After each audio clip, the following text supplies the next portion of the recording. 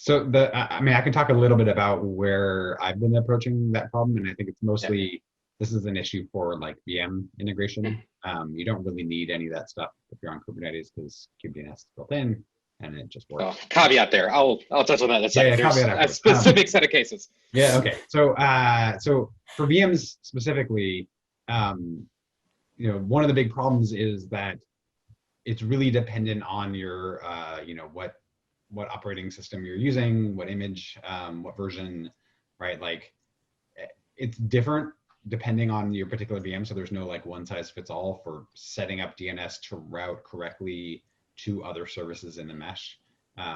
So basically we're using the KubeDNS as the DNS resolver for the mesh. VMs don't natively integrate with that. You have to go set it up. That's very painful. If instead the Envoy is just intercepting DNS queries and giving you back, like checking if it's for something in the mesh, if it knows about it, it gives you back an IP address, then you don't have to do any of that setup. You just drop it onto the VM and it just works. So that's what the kind of goal is here, is just to simplify the onboarding, make it much easier and seamless. Yeah, exactly. So yeah, basically that we crutch on right. So like Istio doesn't do DNS. So service entries that you create in Istio are not resolvable by an application, right? And so that's fine in Kubernetes because in general in Kubernetes services and service entries are one-to-one.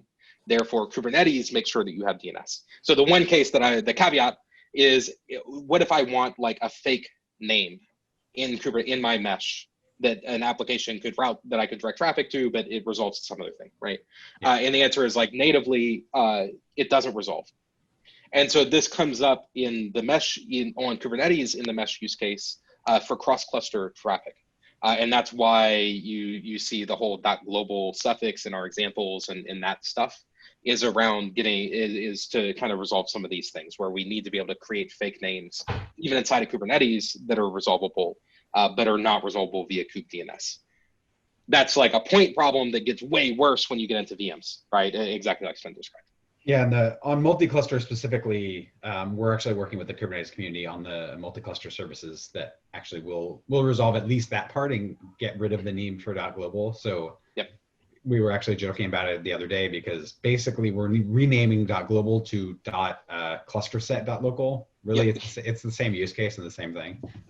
We worked really hard to get rid of .global and now we're adding it back in a different way. But and to be fair, .global is always I was the one that asked Shrem to add the .global, and that was literally for a demo for DockerCon because I wanted to be able to make it really, really obvious what was local and what was not. So there's the fun legacy decision for why we've had to unravel .global specifically. Yeah, but we have a path forward towards a cleaner solution there. But yeah, you're right. If you want to register names that Kubernetes doesn't know about, and Kubernetes does have very specific requirements, right? It's like it's a name and a namespace. If you want to just throw in extra names using service entries, you have to, historically, you'd have to do with the DNS yourself. So we do have a lot of users that are actually doing this, right? They have their own DNS server. They get rid of KubeDNS. They don't use it. They do their own registration. That's a lot of work. If you do it, then everything is great, but it's a lot of work. And this new stuff will let us just do that for you. Right? You don't have to put. And to link this back to one of the earlier questions and answers as well, you only actually need DNS if your application has to resolve DNS. So we mentioned earlier that you could have your application talk to a Unix domain socket and set host headers. And if you did that, then Envoy would be able to route it correctly. But if you think about that one, your application would never need to do DNS resolution in that case. And so that is another way in which you could bypass some of the DNS requirements there.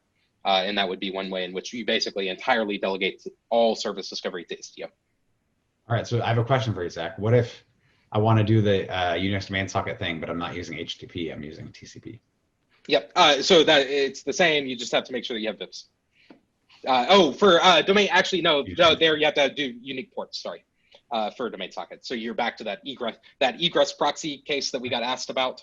You're back to there. So basically you have to have a different socket per TCP. Yeah, I think it's different socket per service that you want to talk to. Yeah, so TCP, it doesn't scale well. If you did maybe we should look at S9 there. But in general, yeah, TCP. Or there could be a TCP is the tunneling, pain. but then the application would need to do it. Yeah. Anyway. Yeah, that case gets complicated, but certainly for HTTP, in that case, you can elide DNS, the need for DNS.